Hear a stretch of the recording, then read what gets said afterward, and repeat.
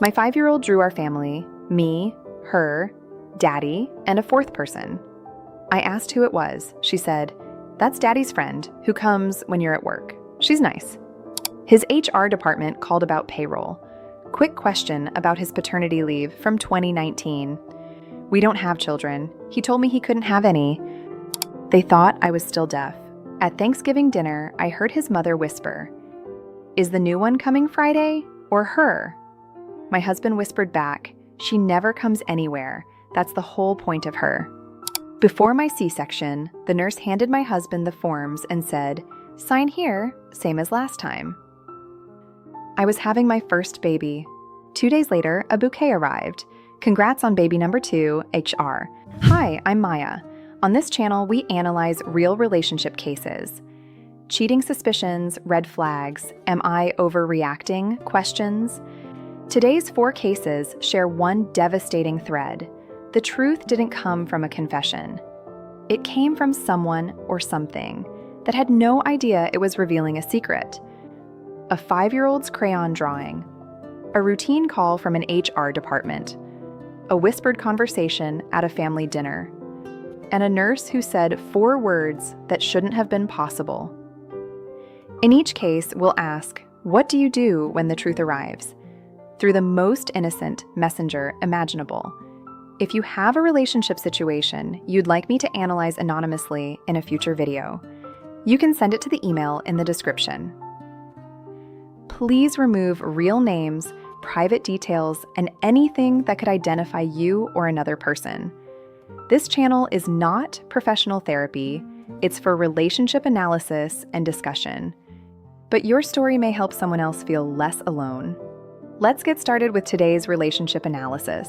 My 5-year-old drew our family, me, her, Daddy, and a fourth person. I asked who it was. She said, "That's Daddy's friend who comes when you're at work. She's nice." My daughter came home from kindergarten with a family drawing, 4 figures. I asked about the fourth, expecting a grandparent. She said, "That's Daddy's friend who comes when you're at work. She's nice. She makes the good sandwiches." I kept my voice steady and asked how often she visits. My daughter shrugged. "Lots." Then she added the sentence I can't stop hearing. "Daddy said she's our secret game." My husband works from home 3 days a week. I'm at the office all 5. Who has been in my house? And why does my child know to keep her secret? On the surface, the visible problem is a child's drawing, 4 figures where there should be 3. A friend who visits when mom is at work, often enough that a 5-year-old draws her into the family portrait, and even knows what specific sandwiches she makes. But the drawing isn't the real evidence. Children draw imaginary friends and cartoon characters all the time. What separates this from imagination is the specificity, the sandwiches, the schedule that matches mom's work days. And one sentence no 5-year-old invents on her own. "Daddy said she's our secret game." Here's what's really going on beneath the surface. If this is accurate, there are 2 betrayals in this house. And the second is worse than the first. The first is whatever is happening with this woman. The second is that a grown man recruited his own daughter into hiding it, packaged as a game, because that's the only language a child that age understands. She wasn't just witnessing something, she was taught by the parent she trusts most. That there are things mommy must never know, and that hiding them is fun. And notice the boldness of it. This isn't a hotel across town. It's her house, her kitchen, the same kitchen where she packs her daughter's lunch. Whoever this woman is, she's been there often enough that a child treats her as routine. Could this be explained innocently? With a child as the only source, we have to try. 5-year-olds confuse frequency. Lots could be 3 visits. The friend could be a coworker or a neighbor. If it were only the drawing, this would be a gray area. But when these factors come together, it collapses around one detail. Daddy said she's our secret game. Innocent visitors don't require secrecy. The instruction to hide is the confession. One caution matters: the child cannot become the investigator.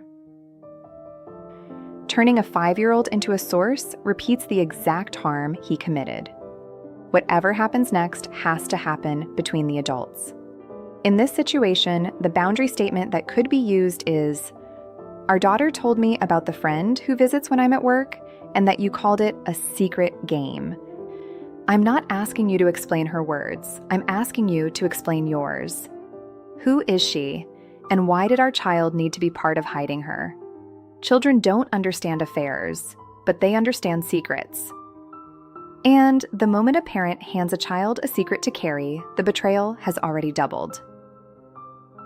What's the bigger violation here? The woman in the house or the child being taught to hide her? Let me know in the comments. Now let's look at the second case. His HR department called about payroll. Quick question about his paternity leave from 2019. "We don't have children. He told me he couldn't have any." A woman from my husband's HR department called our landline about a payroll audit.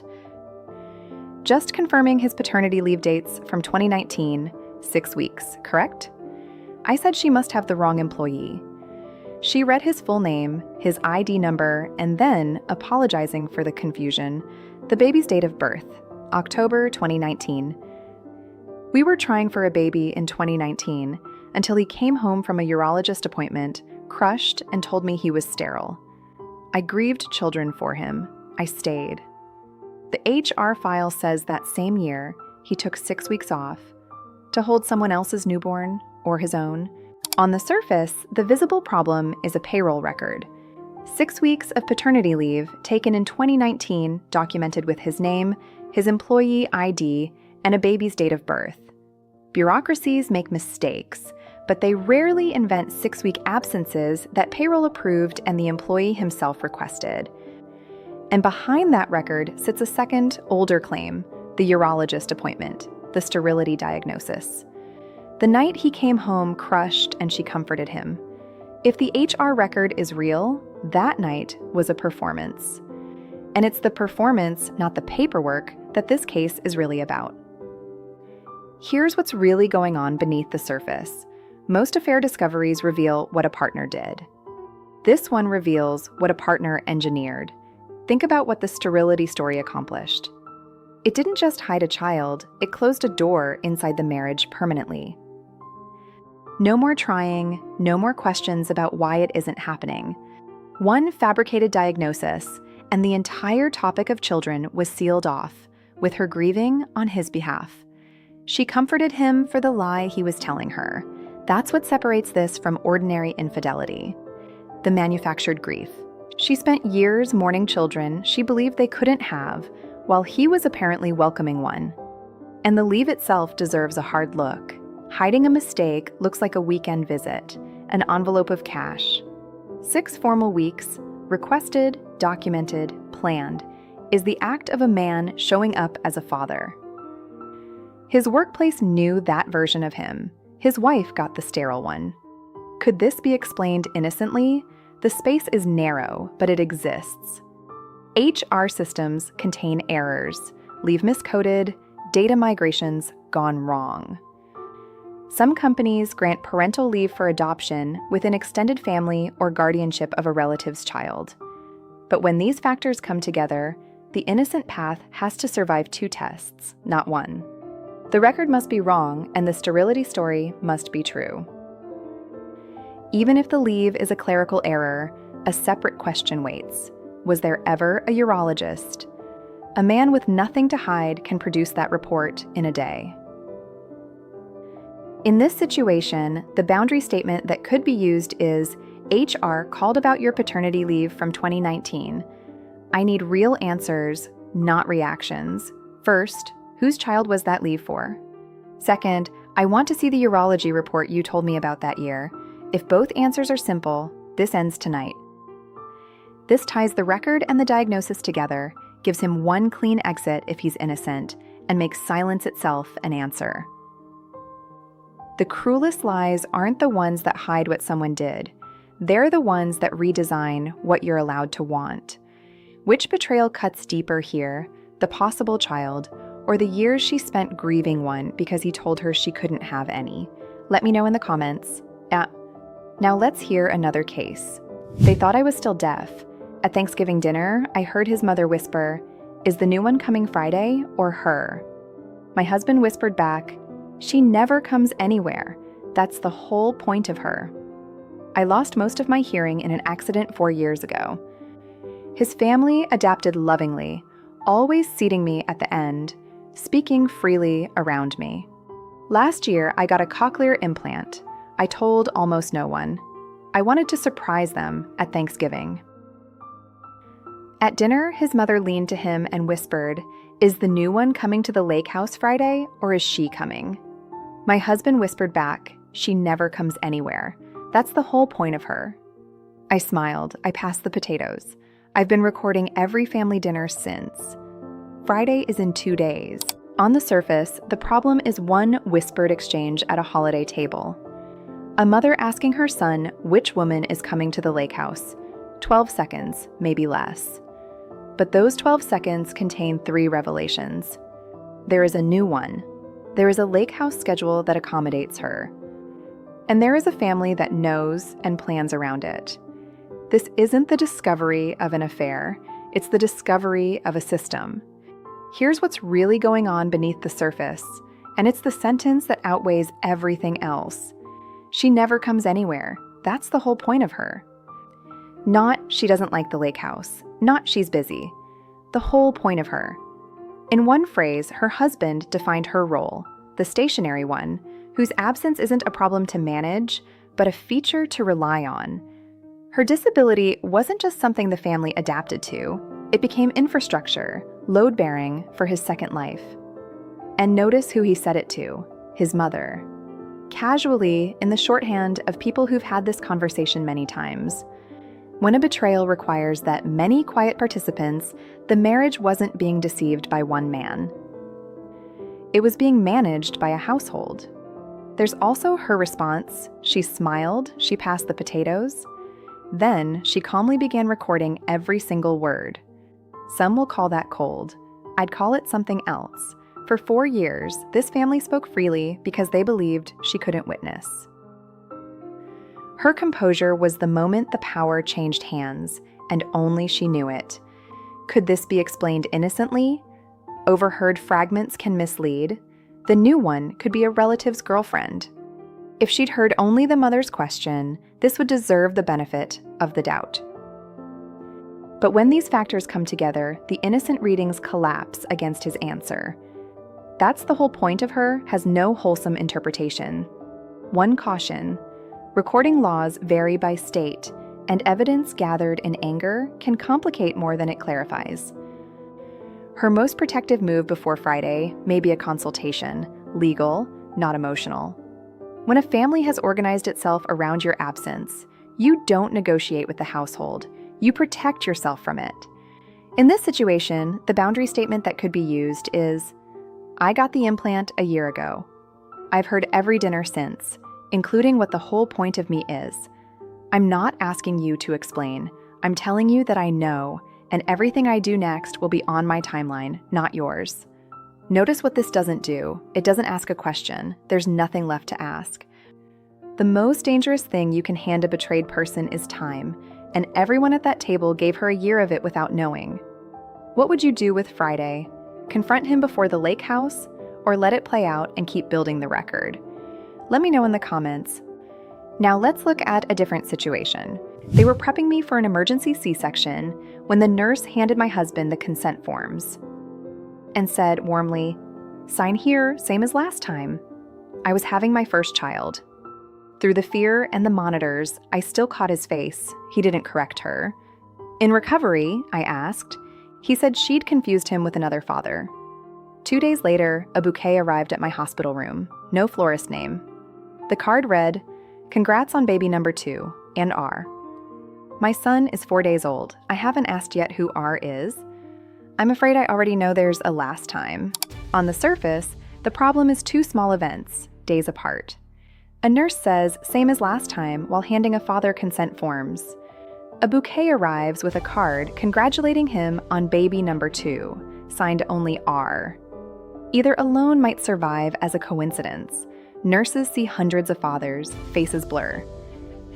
Flowers get misdelivered, but these 2 corroborate each other. a stranger's slip, and an anonymous card. Arriving independently, telling the same story. Somewhere, there is a first baby. Here's what's really going on beneath the surface. Start with the moment itself. She was on an operating table, in an emergency, at the most vulnerable moment of her life. And even then, she caught the detail that matters most. He didn't correct the nurse. Think about that reflex. When a stranger attributes a child to you that doesn't exist, the correction is automatic. Oh no, this is our first. It costs nothing. The only reason to let it pass is that correcting her would require a lie he'd have to perform in front of witnesses, or a truth he couldn't afford. His silence wasn't the absence of a reaction. It was a decision. Then, the card. Look at what it assumes. R knows which hospital. R knows which room. R knows the baby arrived, and R counts this baby as the second. Whoever R is, they're inside this man's timeline, keeping score. And an anonymous note sent to the wife's hospital room isn't a slip, it's a message. R didn't write to him. R wrote to her. Underneath it all sits the timing. Her son is 4 days old. She's recovering from surgery, carrying a question that could reorder her entire family. That's why she hasn't asked yet. It isn't avoidance, it's triage. Could this be explained innocently? Each piece alone, yes. Staff do confuse fathers. The card could be a cruel prank, though the specificity strains that badly. But when these factors come together, the question isn't whether each piece has an excuse. It's whether the excuses can survive each other. Both errors would have to point at the same fictional first child. And a last time is, by definition, a pattern. Somewhere, there's a birth record, a date, a mother. One thing must be said clearly. 4 days postpartum, her only job is recovery and the baby. This confrontation is coming, but on her timeline, with her strength back, possibly with counsel. When she's ready, the boundary statement that could be used is, "The nurse said same as last time, and you said nothing. Then a card came congratulating you on baby number 2. I'm asking you directly, is there another child? Whatever the answer is, I will find the record eventually. The only thing you control is whether I hear it from you." Some secrets don't get discovered. They get confirmed twice in 1 week, by strangers who were never supposed to meet. Do you think R sent that card to hurt her, or to finally tell her the truth everyone else was hiding? Let me know in the comments. 4 cases, 4 messengers who had no idea what they were delivering, a 5-year-old with a crayon, a payroll clerk doing an audit, a mother-in-law who whispered too freely, and a nurse who said 4 kind words, same as last time. Here's what connects them, and it's worth sitting with. In every single case, the secret didn't fail because the husband got careless with his wife. It failed because a secret that big can't be contained to 2 people. It leaks into HR systems and hospital records. It gets scheduled at family dinners. It gets drawn in crayon. The bigger the lie, the more witnesses it quietly collects. And eventually, one of them talks without even knowing they're talking. And notice one more thing. Not one of these women exploded. They passed the potatoes. They kept their voice steady for a child. They held a newborn and chose their timing. Composure isn't weakness. Sometimes it's the only power a blindsided person has left, and every one of them used it. Which case hit closest to home for you? If you're going through a situation similar to one of these, or you have your own relationship story you'd like me to analyze anonymously, you can send it to the email in the description. Please keep it anonymous, I. No real names, addresses, or identifying personal details. I may use selected stories in future videos to analyze relationship dynamics, patterns, and red flags. This is not therapy, and I can't provide personal crisis counseling. But sometimes, seeing a situation clearly is the first step toward understanding what's really happening. I'm Maya. See you in the next one.